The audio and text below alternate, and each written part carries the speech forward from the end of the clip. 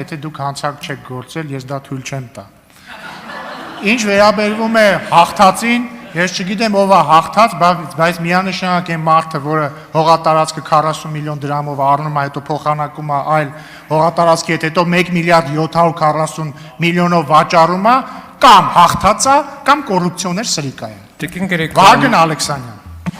Մի հեռացեք, սա էլ հոյմ քայլի ցուցակը չի, որ պատգամավոր դառնաք, հետո հեռանաք Քոչարյանի մոտ։ Ինչևէ,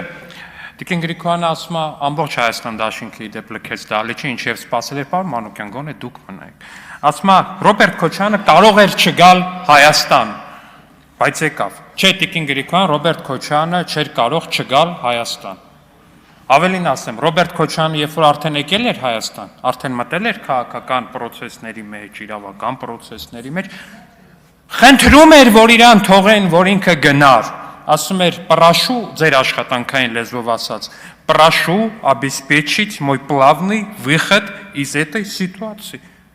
Այնտեղ պատասխանը չկա այդ հայտնի ձայնագրության մեջ, բայց ինչ որ մի բան, տենց ինչ որ մի վերին ձայն ինձ հուշում է, որտեղ պատասխանը եղել է նետ։ Ու դուք այդ նետի բերումով որ հիմա ստեղ եք, մեկու մեջ գալիս եք դալիճ, խոսում դուրս եք գալի, արագ որ հանկարծ պատասխան չլսեք։ Դուք այդ նետի պատճառով որ ստեղ մեկ եք ստեղ ներկայացեք իբր թե դուք բան տենց վեհանձնաբար, չգիտեմ ինչ, բաների պես էլի են հալածված ընդդիմադիր առաջնորդներ են ելնում, նրանց պես վեհանձնաբար եկել եք ինքնական որոշում եք կայացրել, դուք ինքնական որոշում չեք կայացրել, որտեղ դուք այդ ինքնական որոշումը կայացնելու հնարավորությունը չունեք։ Դուք այդ հնարավորությունը ծախել եք վաղուց։ Շատ վաղուց եք ծախել, հարկելի գործընկերներ։ Պարոն Մանուկյանն է գնաց, ասում է վենդետան, վրեժը, լավ բան չի, ինչի, ոնց, ինչի համար։ Ճիշտ է ասում պարոն Մանուկյանը։ Հայաստանի Հանրապետության ժողովուրդը 30 տարի, այսինքն 20 տարի է, փորձում է հասկանալ, թե ինքը ինչ էր արել, որ Ռոբերտ Քոչարյանը Հայաստանի Հանրապետության ժողովրդից տենց վրեժ էր լուծում ու չի կարողանում հասկանալ։ Այո, ճիշտ է, վրեժը վատ բան է։ Մենք տեսել ենք, թե ինչ վրեժ եք դուք լուծել Հայաստանի Հանրապետության ժողովրդից ու քաղաքացուց։ Տեսել ենք, Երևանի կենտրոնում մարդկանց եք սպանել, անզեն,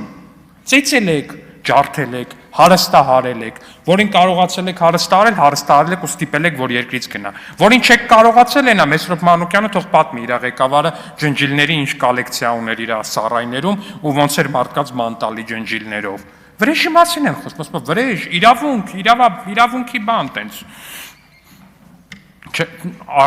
Չգիտեմ ինչ ասա, այս ամեն ինչ ուղղակի։ Կամ բանն եմ ասում, Ռոբերտ Քոչարյանի նկատմամբ տեղի ունեցող քաղաքական պատվերը։ Ժողովուրդ ջան, եկել եք հասնում եք այս ամբիոնին։ Խնդրում եմ պարզ հայերենով ինձ բացատրեք, կամ պարոն Վարդևանյանն է ստեղ չի մեր գոլեգան։ Միշտ ասում անմեղության կանխավարկած, եկեք անմեղության կանխավարկածով հիմա դիտարկենք այսօրվա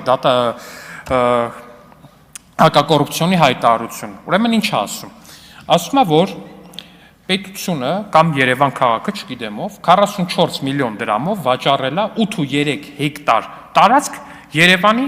Աճարյան փողոցի հարակից տարածքում։ 8.3 հեկտարը վաճառվել է 44 միլիոն դրամով։ Եթե գնանք անմեղության կանխավարկածով ու չմտածենք, որ ստեղ կոռուպցիոն սխեմա կա, ապա ամենահավանական տարբերակն է, որ սա ինչ-որ բան է եղել, Black Friday է եղել պետական մակարդակով, սև ուրբաթ կոչվածն է եղել։ Պետությունը որոշել է, որ իր հողերի համար սև ուրբաթ է հայտարարում, ասում է, եկեք էժանով ծարավաղբյուրում 8.2 հեկտար առեք։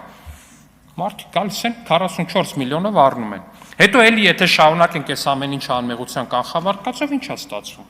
Այս Fast Card ընկերության տերը, որ Black Friday-ի շրջանակներում 44 միլիոնով 8.3 հեկտարն առնում է, ասում է,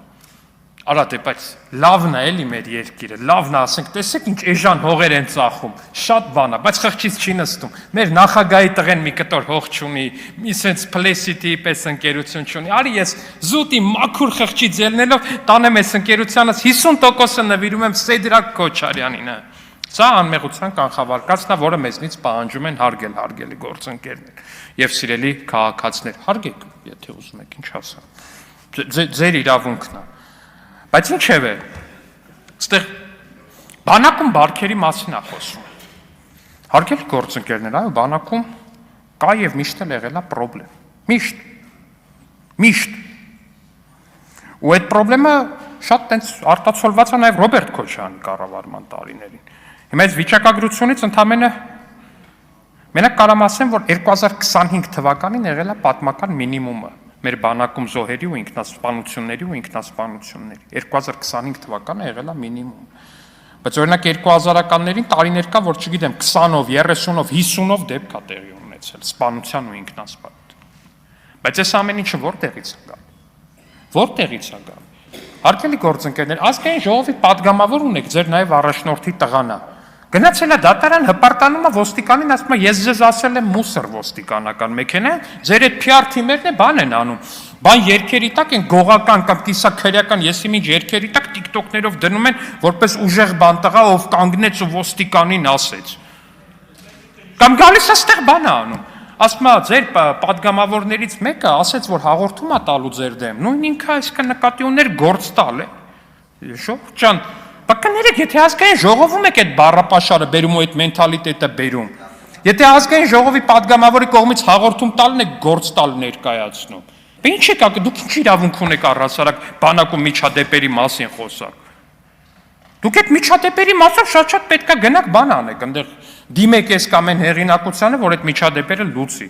Դուք այդ ամեն ինչի խրախուսողն ու շարունակողն եք, որտեղ ձեր մենթալիտետը ու ձեր արժե համակարգը դրանից այն կողմ չի գնում, անկախ նրանից թե ինչ շոր են հագցրել, բերել ինչ աթոռի վրա են նստացրել։ Չեք հասկանում, ոչ ձեր կարգավիճակն եք հասկանում, ոչ ձեր ներկայացրած տեղն եք հասկանում։ Ասում է ժողովրդի միստվար զանգված, պարոն Խաչատրյանը ասեց, ժողովրդի միստվար զանգված համաձայն չէ ժողովրդավարության ձեր պատկերացումների հետ, ասեց պարոն Արթուր Խաչատրյանը, նկատի ունենալով իրենց եւ ենթադրում եմ նաեւ ուժեղ Հայաստանի ընտրողներին, լիարժեքորեն համաձայն եմ պարոն Խաչատրյանի հետ, եթե ժողովրդի այդ ստվար զանգվածը համաձայն լիներ մեր պատկերացումների հետ, ընտրակաշարք չէր վերցնի։ Իսկ պարզ տրամաբանություն ու սիլոգիզմ, ասենք, Հայաստան դաշինքը գալիս տեղ բան է խոսում, ընտրությունների լեգիտիմությունից եւ մնացածից է խոսում, բայց ձեր ցավը տայմ, դուք ձեր գաղտնալսումներից խոսեք։ Որ երկու падգամավորի տեխնացու հասկանում եք, շտաբի աշխատող չէ, երկու падգամավորի տեխնացու իրար հետ խոսում են, ասում դե կտանես 40,000 ջեբը կդնես, այդ դրանք 3 ընտրող են, ինչ են սենց այս ոչի խոսակցությունները։ Այն հայտնի ձայնագրություն են, որ երկու երիտասարդ պարմանուհի զրուցում են Զմիմյանս հետ եւ ասում են միասին կա այն երգը, որ շարունակում են երգում են ինչ-որ, չգիտեմ ինչ փողոցային բառապաշարով այդ ամեն ինչը։ Դուք դրանից խոսեք։ Լեգիտիմություն։